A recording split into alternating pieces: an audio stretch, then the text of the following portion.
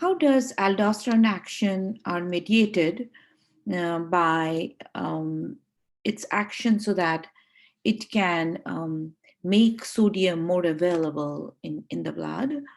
Aldosterone mediates its action through the induction of synthesis of the protein. So these are the protein that are formed within the target tissue. There are three different mechanisms that has been postulated by which the hormone inducible proteins, which is this in these proteins formed, can act to help in the sodium transport. Okay, the first being the sodium pump hypothesis, the second being the metabolic hypothesis, and the third is a permease hypothesis. The sodium pump theory postulates that these proteins directly stimulate the activity of sodium pump that is localized in the serosal side. You can see this is the serosal side and this is the luminal side. These are present in the serosal side of the cell. The metabolic hypothesis, which is this in here, which is also known as the energy theory, suggests that aldosterone inducible proteins increase the metabolic activity, which in turn increases the ATP synthesis. As such, it helps in regulating the sodium potassium form. Or in other words, the energy theory states that aldosterone increases the activity of one or more metabolic steps involved, leading to the rate of increase of ATP synthesis, and this in turn helps in activating the sodium potassium pump.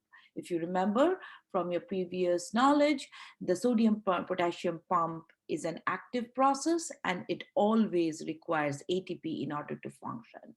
So when ATP is available, it just helps in the functioning of the sodium potassium pump.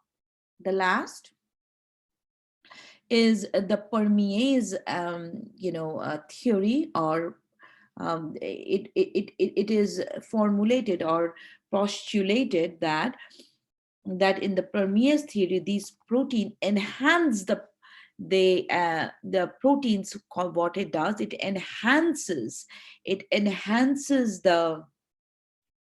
the proteins in the luminal surface. As such, sodium influx in the cell is possible.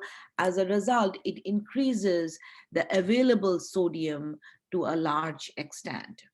Both the permease and the energy theories incorporate the concept of an active sodium pump that is regulated by an increased availability of either sodium ions or ATP. So it requires the available sodium, which will be taken up by the sodium potassium pump to be, thrown out or kicked out, or into the blood. As such, sodium will be available, and this pump requires ATP.